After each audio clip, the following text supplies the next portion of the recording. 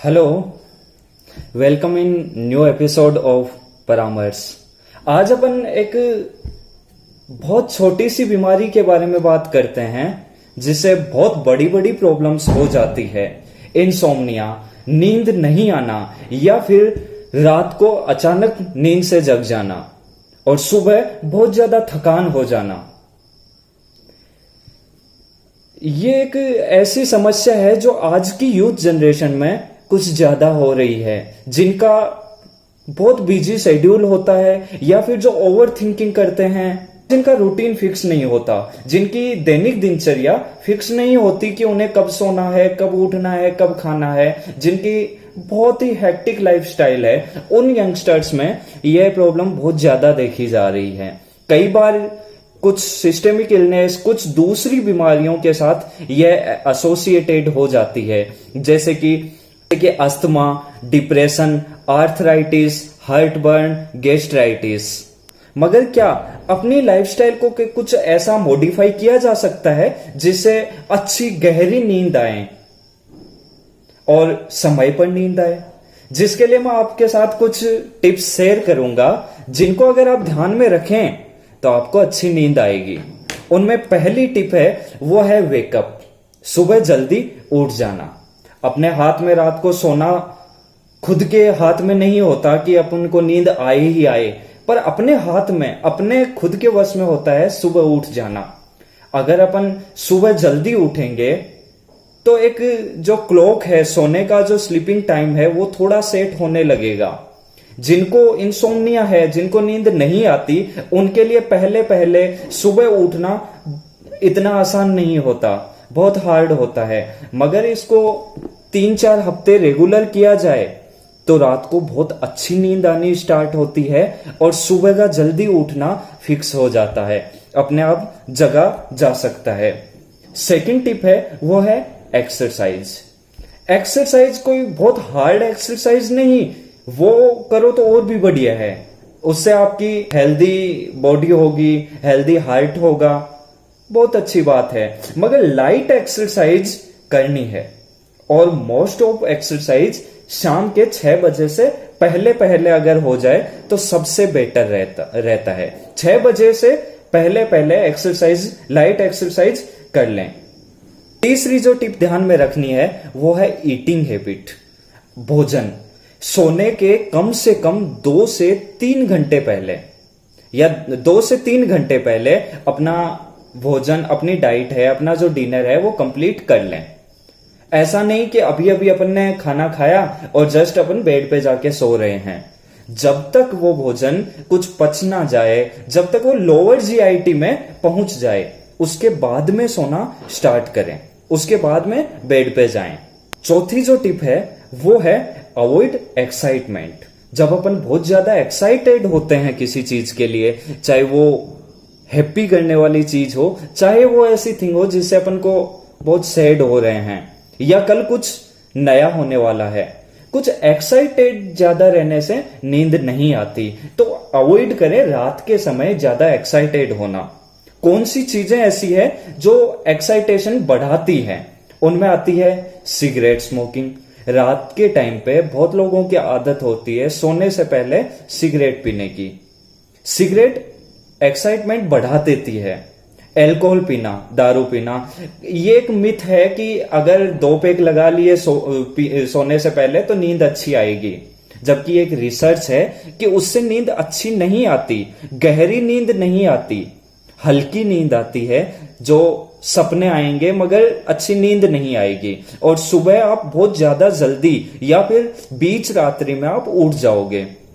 Alcohol drink करने के बाद में नींद ज्यादा नहीं, कम आती है। और क्या चीजें हैं जो एक्साइटमेंट बढ़ाती है? वो है शाम के समय या रात के टाइम पे चाय लेना। अब कुछ लोग बोलेंगे कि मैं तो चाय नहीं लेता, मैं तो ग्रीन टी पीता हूं। अच्छी बात है, ग्रीन टी पीते हो। या फिर कुछ लोग बोलते हैं मैं उसमें शुगर ऐड नहीं करता, मैं तो शुगर फ्री टी लेता हूं। नहीं, शाम और रात के टाइम पे टी, कॉफी, इनको अवॉइड करें। ये चीजें एक्साइटमेंट बढ़ाती है और सोने में प्रॉब्लम करती है। इन चीजों से दूर रहें। और जो चीजें एक्साइटमेंट बढ़ाती है वो है रात के टाइम पे हॉरर बातें करना या हॉरर मूवीज देखना, पॉर्न कंटेंट देखना, बहुत ज्यादा हॉरर या पॉर्न कंटेंट के बारे में सोचना, ओवर थिंकिंग करना, इन चीजों को अवॉइड किया जाना चाहिए। पांचवी जो टिप्स है वो है, जैसे अपन बेड तैयार करते हैं सोने के लिए, वैसे अपना ब्रेन तैयार करें सोने से पहले। अपने माइंड को कर लें कि हाँ अब मुझे सोना है, तो सारी तैयारियां कर लें। जैसे कि एक तो जहां बेड पे सो रहे हैं वहां पे खाना कभी नहीं खाएं। जब आपको लगे कि अब मुझे सोना है, खाना खाए मेरे को 2 घंटे के लगभग हो गए हैं, सारे काम मैंने निपटा लिए हैं, सोने से पहले काम निपटाए, टीवी है तो उसे ऑफ किया, मोबाइल ऑफ किया, सब चीजें जिनको अपन को फिर से उठना ना पड़े, वो सारे काम करके और अपने माइंड को तैयार करें, पूरा रिलैक्स कर लें कि अब मुझे ओनली सोना है। छठी जो इंपॉर्टेंट चीज मैं बता रहा हूं, छठी बात है राइट नोट्स। ये थोड़ी डिफरेंट लगेगी, बहुत अच्छा काम करती है, बहुत अच्छा वर्क करती है। क्या होता है, जब भी अपन सोने जाते हैं तो उस टाइम अपने माइंड में बहुत सारे आइडियाज आने लगते हैं, बहुत सारे ख्याल आने लगते हैं, बहुत अपन प्लान बनाने लगते हैं कि कल सुबह मुझे ये करना है, कल सुबह मैं इससे मिलूंगा तो मैं ये बोल दूंगा, कल मुझे ऐसा करना है, या फिर मुझे यार ऐसा करना चाहिए, मैंने वो गलत किया।